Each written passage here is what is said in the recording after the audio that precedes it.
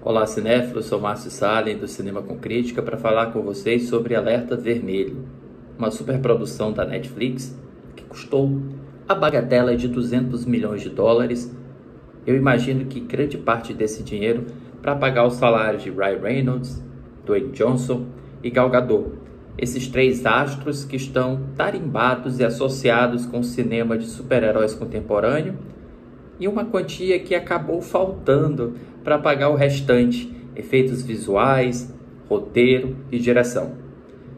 Isso porque Alerta Vermelho, que conta a história da perseguição do agente do FBI, interpretado pelo Dwayne Johnson, ao ladrão de obras de arte, interpretado por Ryan Reynolds, que precisam se unir para alcançar uma outra ladra de arte, esta interpretada pela Gal Gadot, ele começa a apresentar diversos problemas à medida que nós pensamos nele com o passar do tempo.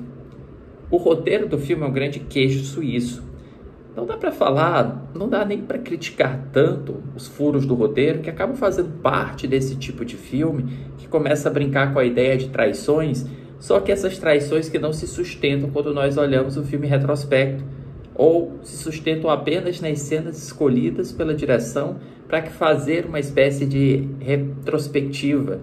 Então, para dizer, olha, plantei as pistas, tá tudo lá, tá? Vocês que não perceberam.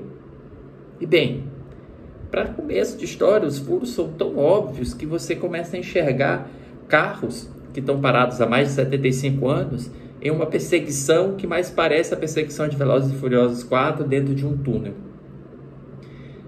Não vou entrar em detalhes do roteiro, vou evitar, vou furtar isso, mas basta você enxergar como a construção dos personagens está sempre colocada em xeque diante de uma situação que possivelmente eles não poderiam manter-se daquela forma.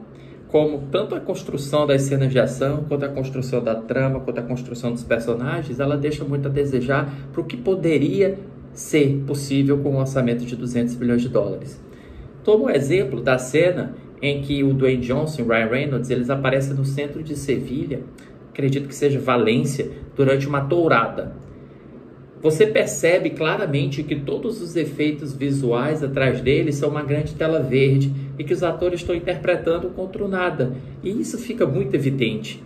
Em uma produção de 200 milhões, você tenta mascarar os seus efeitos visuais o máximo que você pode, em vez de deixá-los tão explícitos. Porque ao torná-los explícitos, você acaba sendo empurrado fora do filme. O que sobra? Sobram as cenas de ação. As cenas de ação são honestas, mas nada que nós não tenhamos visto antes. A começar a primeira perseguição dentro do museu, é uma perseguição ágil em que nós conseguimos enxergar os cortes em que o Ryan Reynolds é substituído por um dublê, já que o personagem dele ele é apto a fazer diversas manobras radicais, diversos atos que desafiam até a gravidade. Você vê isso, você vê nesses cortes o dublê aparecendo e, de novo, faz aquela quebra daquela suspensão de descrença, isso aumenta um pouco mais e nós acabamos sendo tirados de novo do filme. Por outro lado, ainda que essas cenas de ação sejam decepcionantes ou sejam muito básicas, não chega a decepcionar, elas são apenas muito básicas. É perseguição de carro, são lutas com cortes muito rápidos, são trocas de tiro, mas que não parecem colocar em risco nenhum dos personagens.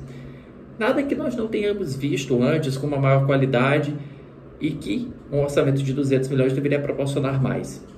Mas afora isso, nós ao menos temos uma dinâmica entre os personagens que ao menos funciona em certos pontos, se nós considerarmos a agilidade de certos diálogos do Ryan Reynolds, como aquele que ele brinca com o Dwayne Johnson porque que ele está com uma touca de cozinha, ou mesmo a inteligência da montagem em iniciar uma perseguição de carro só para interrompê-la do modo mais abrupto possível.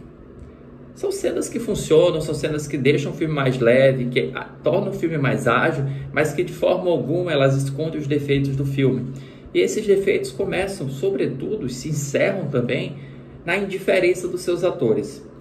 O Dwayne Johnson e a Gal Gadot, eles interpretam apenas fazendo grandes carões. O Dwayne Johnson franzindo, ele fica muito franzindo o senho, ele levanta muito a sobrancelha, enquanto a Gal Gadot, ela interpreta da forma com que nós nos habituamos a conhecer a Gal Gadot no cinema. Ela é uma atriz que suas limitações são muito evidentes, então ela também interpreta com gestos franzidas do rosto que ficam muito marcadas. Parece que ela só tem aquela expressão. E parece que ela não consegue se divertir com a mesma facilidade com que o Ryan Reynolds se diverte, mas o Ryan Reynolds está interpretando apenas o mesmo personagem que ele vem interpretando desde Deadpool.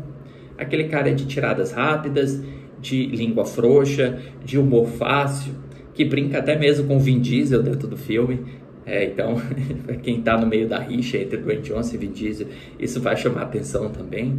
Mas você vê 3 atores que entraram num filme que possivelmente coletaram seus dezenas de milhões de dólares de cachê, fizeram a parte deles, mas fizeram tudo isso ser uma condução muito forte do diretor.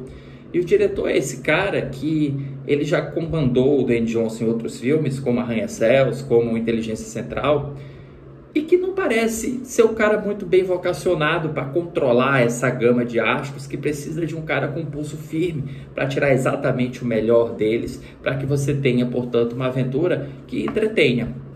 O Alerta Vermelho, ele passa rápido, o tempo dele é ágil, mas ele é um filme que dá aquela sensação de que nós não vimos muita coisa, nós não vimos nada que nos acrescente. Não é só pelo passatempo, não é só procurando uma reflexão dentro de um filme. É simplesmente que é aquele entretenimento que nós pensamos, poxa, mas eu poderia ter me entretido de uma forma melhor com esses mesmos personagens, com essa mesma trama, talvez com um roteiro melhor escrito, talvez com uma direção melhor.